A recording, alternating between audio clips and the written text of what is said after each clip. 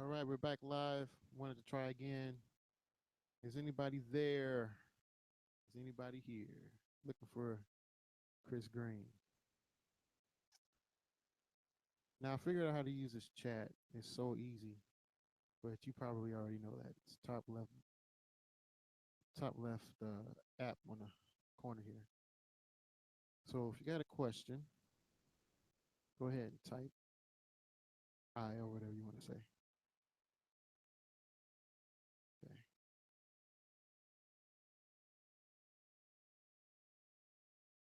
All right.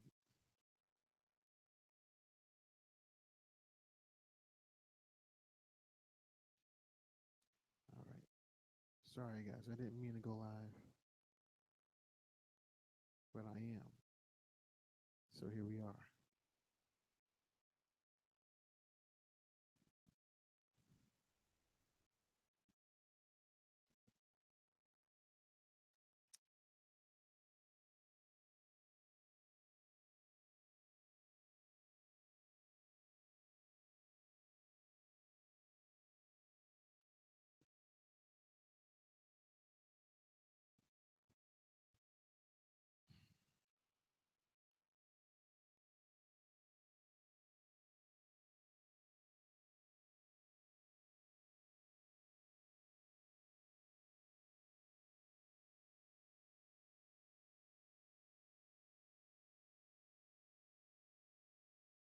This is nice.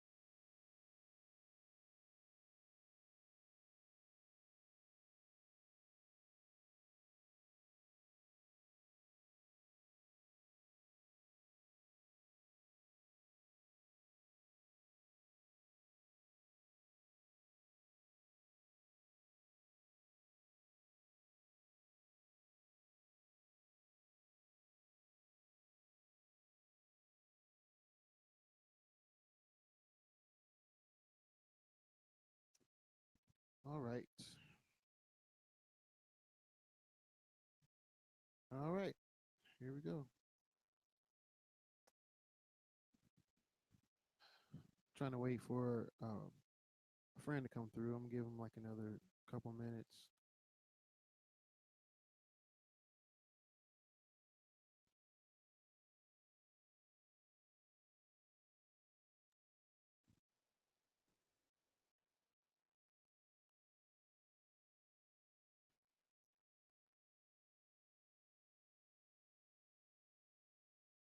Once upon a time in a galaxy far, far away.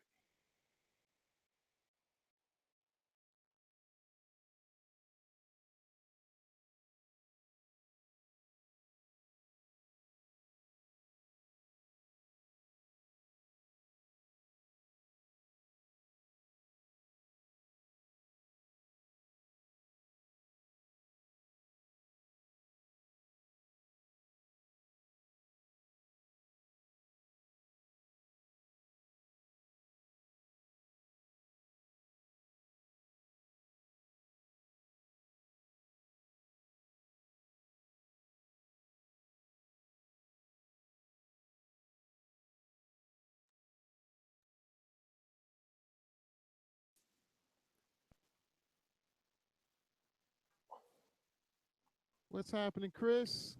Hey, it works. Yeah, buddy. I see the picture. There you are. Yes, yes, There you are. sir. Good to see you. Good. How are you? Pretty good.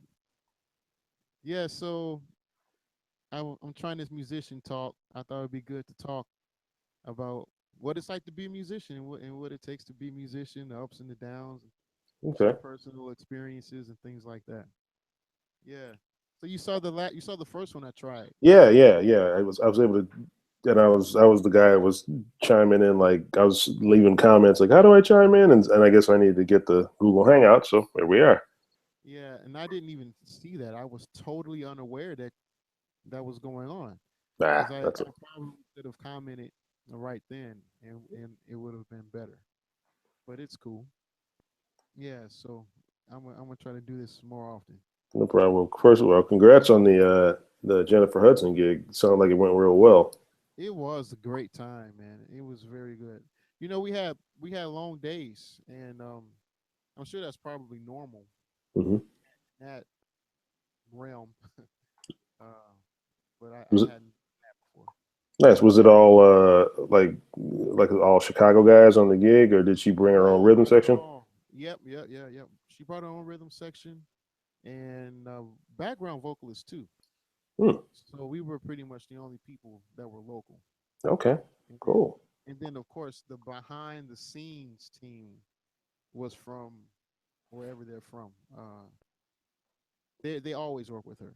So Okay, some people are out of New York. Actually, I think everybody's out of New York. Yeah. okay, So yeah, it was really cool, man. We had like 9, 10 hour days. As okay. a trumpet player, I'm like, oh goodness. Oh man, Yeah, but it was actually okay because it was very well paced. right. It was like 2 or 3 hours at a time Okay. with lunch and dinner break.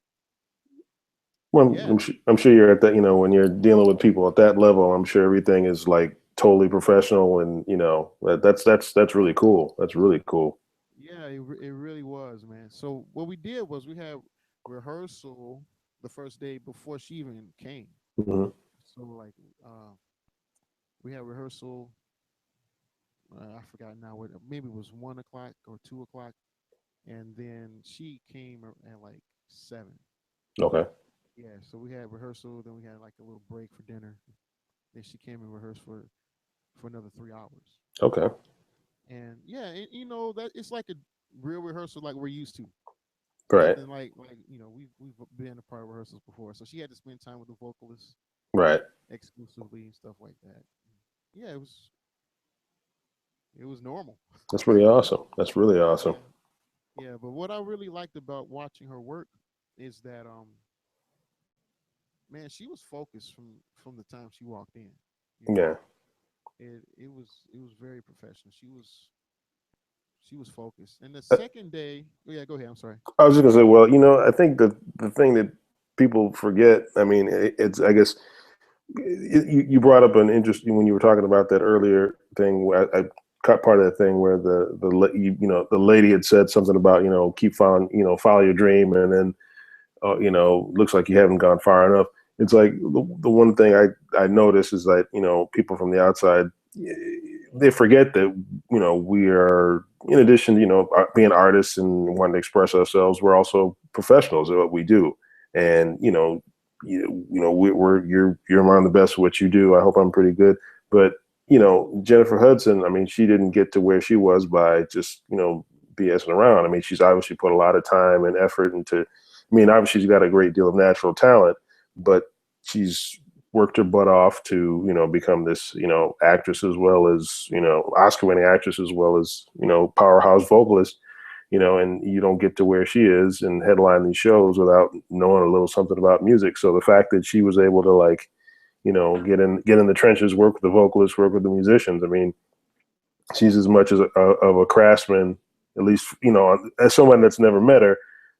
From what you're telling me, she's as much of a craftsman or craftsperson as we are. Just she's seems to want to get better each time she steps on the stage and makes an album, and I think that's what we're all trying. So just the glitz and glamour and all that stuff. I'm sure that's part of it. That's part of her level of what she does, but she obviously busted her butt to get to where she is too. So I think a lot, it's easy to forget that because we as consumers we get to see the Dream Girls movie and we get to see the Color Purple stuff and all this other stuff that does really successful stuff she does. But I'm sure she's had a perfectly methodical way of getting to where she is. So, and I think it's important to remember too that so it's very reassuring to hear you say that she was a pro, because you don't get to where she is without without being a professional.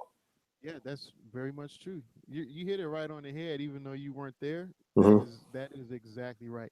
Often wonder like what was she doing before American Idol, because that's when we came to know her. Right. Um, but she clearly put in work Yeah. before that, and I was just wondering what she was doing. But yeah, she still clearly she still studies. Here's one thing that I observed: she was always like this. Let's see if I can. Yeah, she was always like this, looking in the phone. But it was, I think that was a form of her practice, Right. because she wanted to see her facial expression and get it and try different ways. Right. She was practicing her delivery, Right. and I hadn't seen that before to that extent. I mean, I see people record rehearsals, but she every single second, man, every single second. So that was really cool. Very cool. Yeah. So hey, I have a question for you. Okay. Because I was talking about the importance of meeting people, and there's a few key people that I've met who seem to be responsible for presenting me with more opportunities than any other people. Hmm. Do you have people like that in your life, in your professional life? I have actually.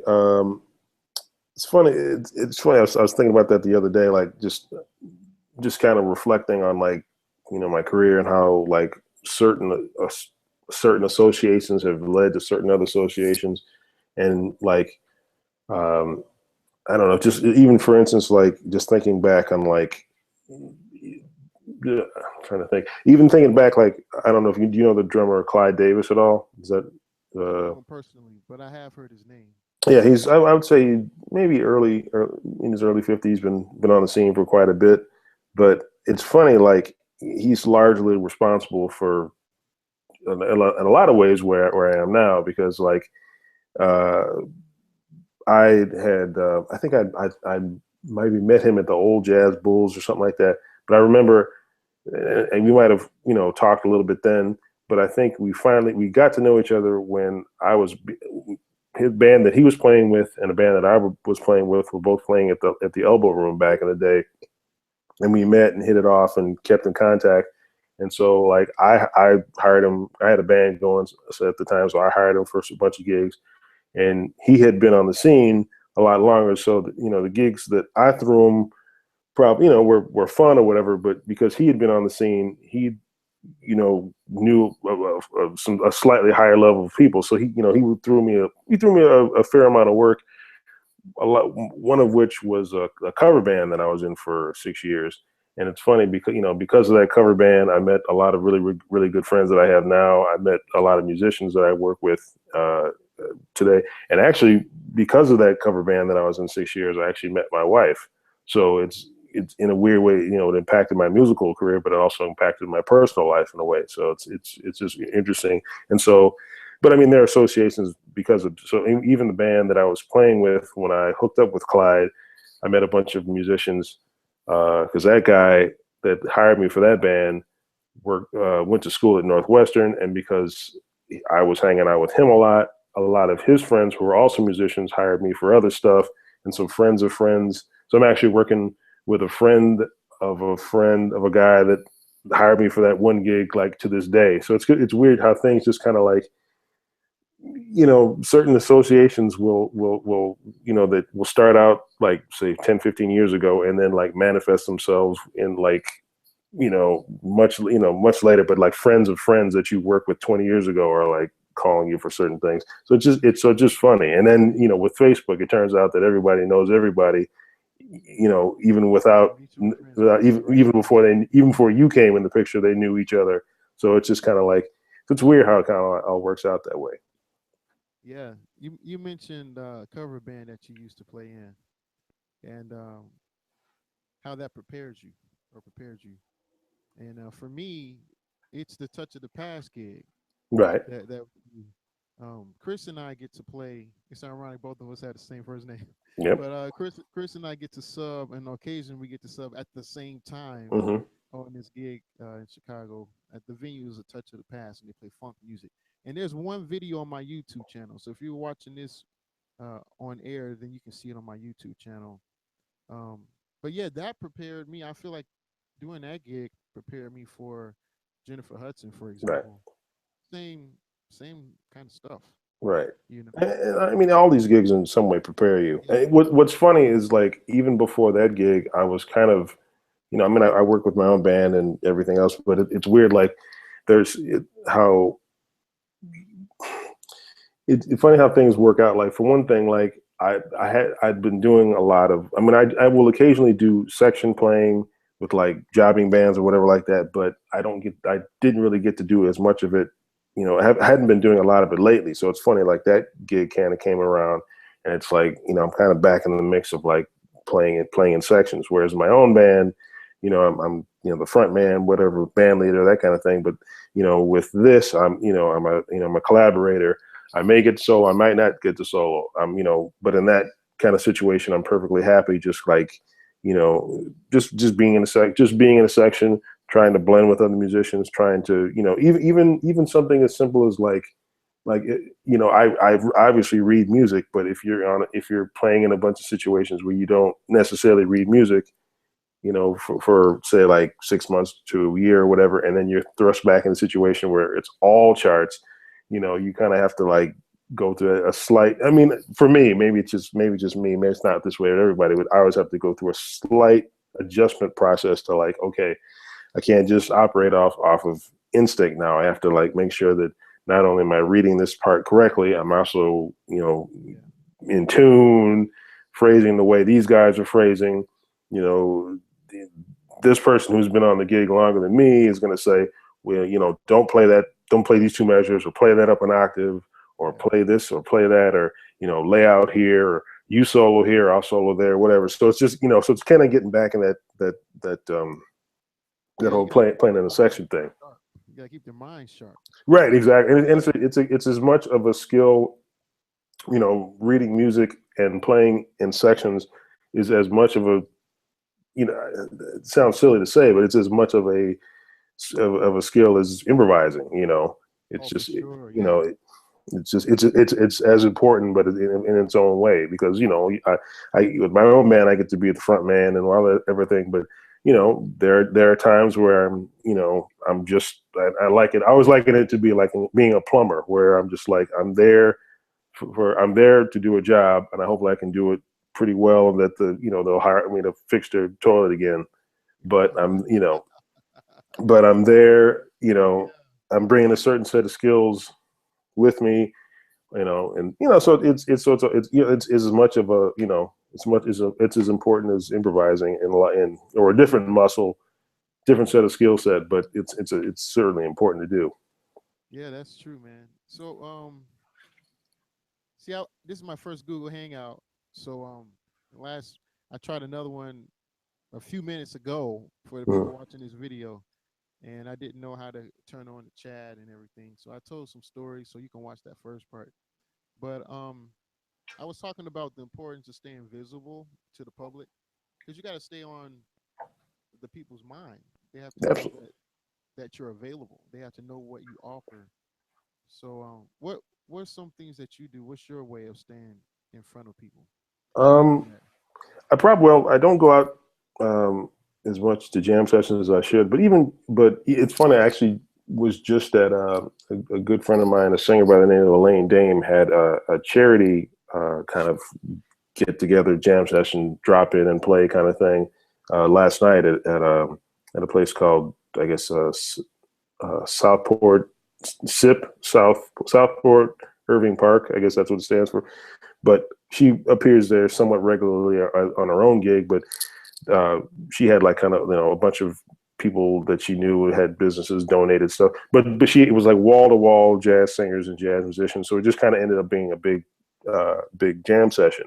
And even something like that was just a lot of fun. I saw a bunch of people that I hadn't uh, seen in a while, got to play with a bunch of people that I'd heard about but never had never actually played with. So, even things like that, are sitting in on people's gigs, if of course if they ask you to, um, or even just, I think even just going out to see other people's gigs, just, I mean, For sure. just doing that. I'm just, and like we've talked about on your and on your podcast, just, sorry, just communicating with other musicians via social media, and whoever, follows you, like your fan base or whatever, just sending out, emails, and that kind of thing. Even it's funny, like I've even just sending out a regular communication with the people that follow my band. Every once in a while, a musician will hit reply and say like, "Hey, what are you doing on such and such a day?" Just maybe I wasn't on their mind before, Yeah.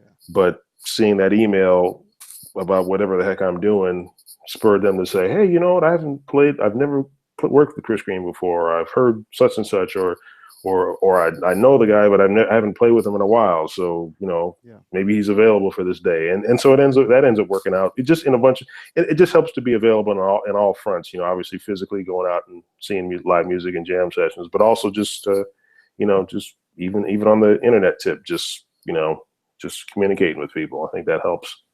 Yeah. So real quick, if you're watching live, you can join the conversation. We got room for like a few more people, and Anybody? or you can use the chat, and because I want this to be like an open conversation.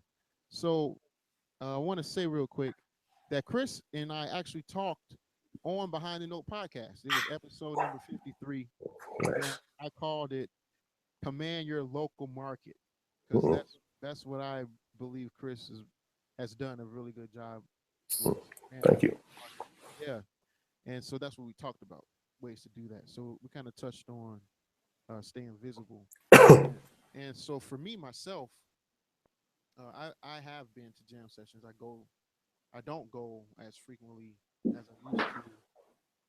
However, there's still ways to still go out in public, perform, and learn, Absolutely. and stay in the face of the people. So I believe that you have to be strategic with that, though. Um, so again, you already said it, but go out to other people's shows.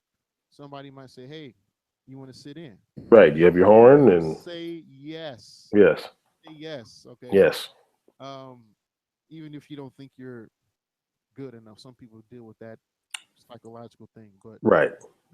go ahead and get the lesson.